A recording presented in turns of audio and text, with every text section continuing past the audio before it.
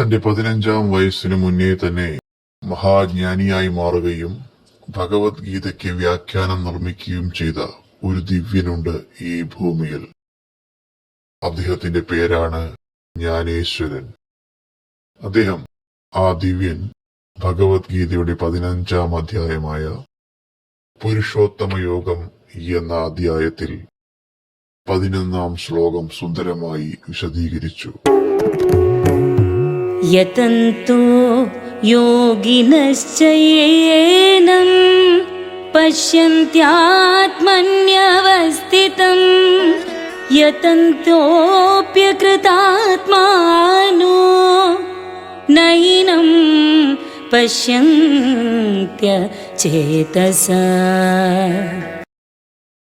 ദേഹത്ത് വസിക്കുന്ന പരിശുദ്ധമായ ജീവനെ കുറിച്ചാണ് അത് പറയുന്നത്.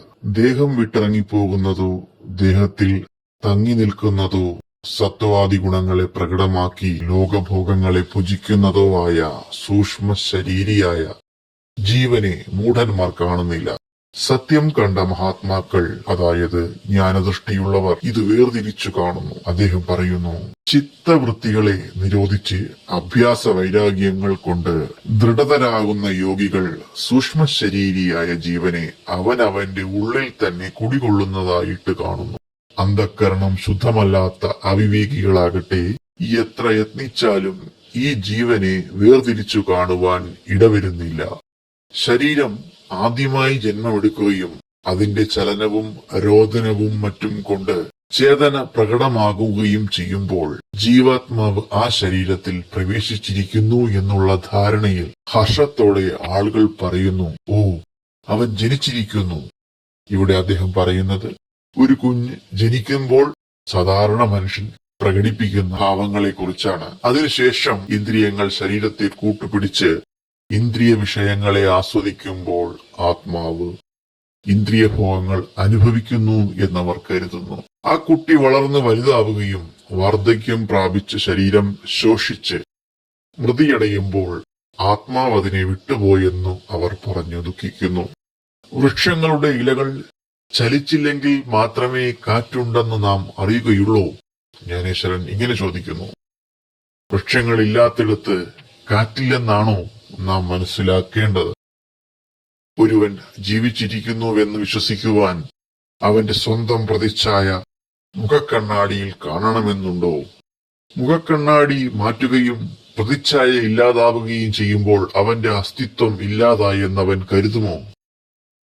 ആകാശത്തിന്റെ സ്വഭാവ ഗുണമാണ് ശബ്ദം. എന്നാൽ ഇടിയും മിന്നലും ഉണ്ടാകുമ്പോൾ അത് മേഘങ്ങളുടേതായി ആളുകൾ ആരോപിക്കുന്നു. ശശാങ്കന്റെ മുകളിൽ കൂടി ശീഘ്രഗതിയിൽ പായുന്ന കാർമേഘങ്ങൾ കാണുമ്പോൾ ചന്ദ്രൻ ഓടി മറഞ്ഞിരിക്കുന്നുവെന്ന് നാം തെറ്റിദ്ധരിക്കുന്നു.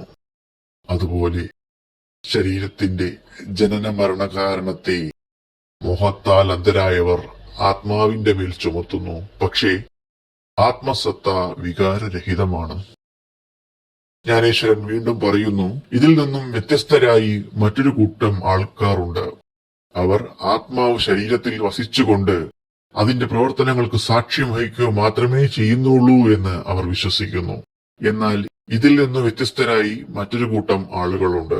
ആത്മാവ് ശരീരത്തിൽ വസിച്ചുകൊണ്ട് അതിന്റെ പ്രവർത്തനങ്ങൾക്ക് സാക്ഷ്യം വഹിക്കുക മാത്രമേ ചെയ്യുന്നുള്ളൂവെന്ന് അവർ വിശ്വസിക്കുന്നു. വിവേകികളായ ഈ ജ്ഞാനികളുടെ ബുദ്ധി ആത്മസ്വരൂപത്തിൽ സ്ഥിരമായിരിക്കുന്നു. ജ്ഞാനദൃഷ്ടികളുള്ള അവർ ശരീരത്തെ ആത്മാവിന്റെ ഒരു ഉറയായി കാണുന്നു. ഗ്രീഷ്മകാല സൂര്യന്റെ രശ്മികൾ എല്ലായിടവും പ്രകടമായി പ്രകാശിക്കുന്നത് പോലെ ഇവരുടെ ജ്ഞാനദൃഷ്ടിയിൽ കൂടി ആത്മാവ് വേറിട്ട് നിൽക്കുന്നതായി അവർ ദർശിക്കുന്നു. ആത്മാവ് ശരീരമെന്നുള്ള തെറ്റായ ധാരണ അവർക്കില്ല. ഇങ്ങനെയാണ് 11-ാം അധ്യായത്തിൽ ജ്ഞാനേശ്വരൻ ദേഹത്തിരിക്കുന്ന ആത്മാവിനെ കുറിച്ച് വിശദീകരിക്കുന്നത്.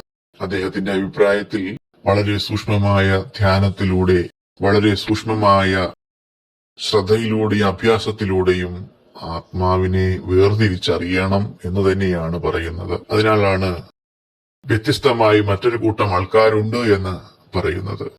ഈ വ്യത്യസ്തമായ ആളുകൾ ജ്ഞാനികളാണ്. ജ്ഞാനികളെപ്പോലെ, ഈ വിജ്ഞാനികളെപ്പോലെ നമ്മളും ശരീരത്തിലിരിക്കുന്ന ഈ ആത്മാവിനെ, ദൈവങ്ങളുടെ എല്ലാം ദൈവമായ ആ ആത്മാവിനെ അറിയണമെന്നാണ് ജ്ഞാനേശ്വരൻ ഇതിൽ വ്യക്തമാക്കുന്നത്.